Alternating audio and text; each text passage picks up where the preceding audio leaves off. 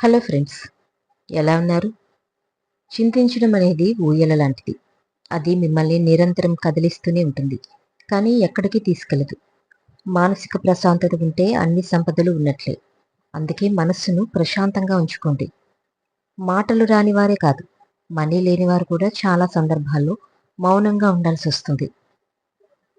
Carrot చెడిపోతే వంటగదిలో ఉంచుకోకూడదు. Character బాగోపోతే జీవితంలో ఉండనేయకూడదు. కొందరికి శారీరక బాధ, కొందరికి మానసిక బాధ, కొందరికి బంధాల బాధ, కొందరికి డబ్బులు లేవనే బాధ, కొందరికి ఎలా బ్రతకాలో బాధ, కొందరికి ఎందుకు బ్రతకాలో బాధ. పేదవారికి పొట్టకు అన్నం దొరకకపోతే బాధ, ధనవంతుడికి తిన్నది అరగకపోతే బాధ. ఒకరికి ఉన్నత స్థాయికి ఎదగాలనే బాధ, ఎదిగే వారిని కిందికి ఎలా లాగాలనే బాధ. ప్రతి మనిషి ఏదో ఒక బాధతోనే బ్రతుకుతున్నాడు. బాధను తట్టుకుని నిలబడ్డ వాళ్ళే మనిషిగా బ్రతుకుతారు. బాధలను కృంగిపోయే వాళ్ళు బతకలేక చేస్తున్నారు. కష్టాల్ని అధిగమించి చిరునవ్వుతో బ్రతికేవారే మనిషి.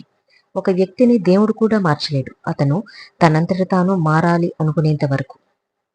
కొన్నిసార్లు ఎక్కడికి వెళ్ళినా దొరకని ప్రశాంతత మీ ఆలోచనలను మార్చుకుంటే దొరకవచ్చు. కనబడని కన్నీళ్లను కూడా కనిపెట్టగలిగేది మనసుల మధ్య బలపడిన ఆ బంధమే. ఆ బంధమే కదా అసలైన స్నేహం. మీ సమస్యలను ఇతరులతో పంచుకోకుండా ఇతరుల సమస్యలలో మీరు తలదూర్చినంత వరకు మీ జీవితం ప్రశాంతంగా ఉంటుంది. ఏ బంధమైనా మరణంతో ముగియాలి కానీ మనస్పర్ధలతో కాదు. ఏ కాలంలో అయినా మనిషి బ్రతకాలంటే ఏం అవ్వదు అనే ధైర్యమైనా ఉండాలి. ఏమైనా అవ్వని అనే తెగింపైనా ఉండాలి. చాలా వరకు నిజాలు బయటపడేది ఎక్కువ బాధలో ఉన్నప్పుడు లేదా ఎక్కువ కోపంలో ఉన్నప్పుడు మాత్రమే. చావు బ్రతుకులు ఎక్కడో లేవు, ధైర్యంలోనే బ్రతుకుంది, భయంలోనే చావుంది. తప్పు చేయనంత వరకు ఎవరికీ భయపడాల్సిన అవసరం లేదు. భయపడటం మొదలు పెడితే నీ నీడ కూడా నిన్ను భయపెడుతుంది. హద్దుకు మించి ఆశపడినా దొరికినా దానిని అనుభవించలేవని గ్రహించు. ఒకరు నిన్ను తక్కువగా చూస్తున్నారని బాధపడకు. నిన్నిప్పుడు తక్కువ చేసి చూసేవారు ఒకప్పుడు నీకంటే తక్కువ స్థాయిలో ఉన్నవారే. మనుషులు గతంలో బ్రతుకులు ఎలా ఉండేవి మరవకూడదు. మనసు బాధపడేలా ఎవరైనా మాట్లాడితే మౌనమే మంచి సమాధానం. ఎందుకంటే మీకంటే మంచి సమాధానం కాలమే చెప్తుంది. అవమానం జరిగే చోట నేర్చుకోవాల్సింది తిరిగి నిలబడే ధైర్యాన్ని, అంతేకాని తిరిగి అవమానించే గుణాన్ని కాదు. 3 రోజులు ఒక కుక్కకి అన్నం పెట్టి చూడండి, అది 3 సంవత్సరాలైనా మీ విశ్వాసం చూపిస్తుంది. అదే ఒక మనిషికి 3 సంవత్సరాలు అన్నం పెట్టి చూడండి, వారు మీపై విశ్వాసాన్ని 3 రోజుల్లోనే మర్చిపోతారు. చూడటానికి అందరూ మంచిగానే కనిపిస్తారు. అవకాశం వచ్చినప్పుడల్లా వారిలో దాగి ఉన్న చెడుని బయట పెడుతుంటారు. నీళ్లు మంచినీళ్ళో ఉప్పు నీళ్ళో తెలుసుకోవాలంటే నీళ్లు తాగితేనే తెలుస్తుంది. మనిషి మంచివారో చెడ్డవారో తెలుసుకోవాలంటే మనిషిని నమ్మితేనే తెలుస్తుంది.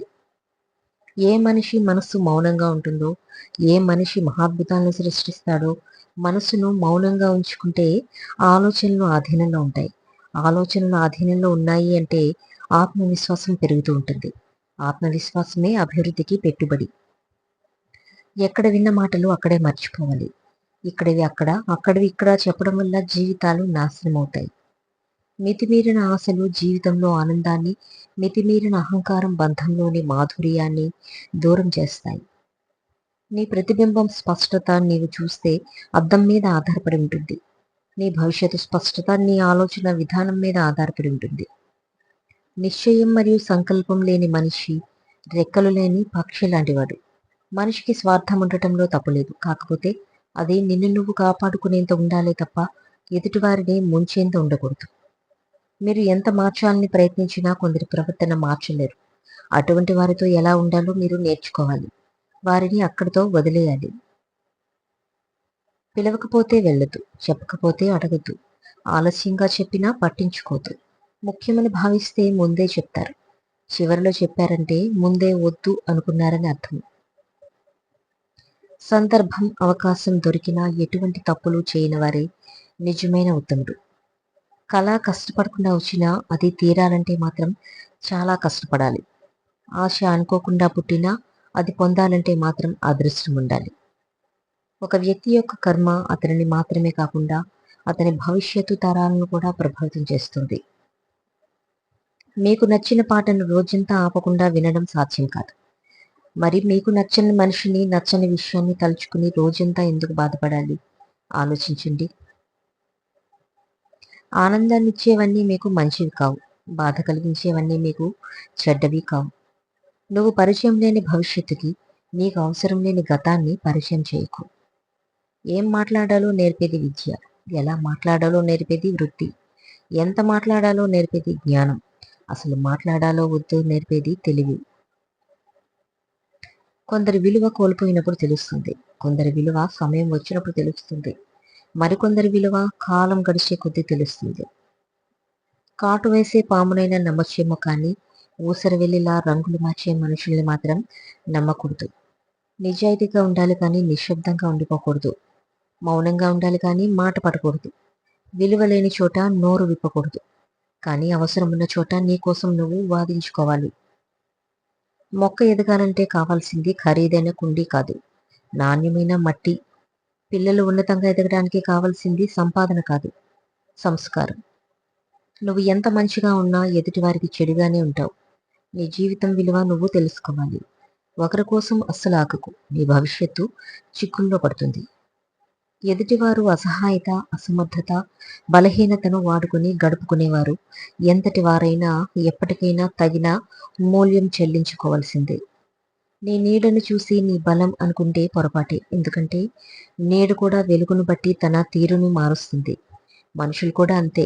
అవసరాన్ని బట్టి పిలుపు, అవకాశాన్ని బట్టి తమ తీరును మారుస్తారు. సింహాన్ని ఎవరూ అడవికి రాజు చేయలేదు. దానికున్న లక్షణమే దాన్ని మృగరాజం చేసింది. అలాగే ఎవరు నిన్ను గొప్పవారిగా గుర్తించిన అవసరం లేదు. నీలో ఉన్న గుణమే నిన్ను గొప్పవారిగా చేస్తుంది.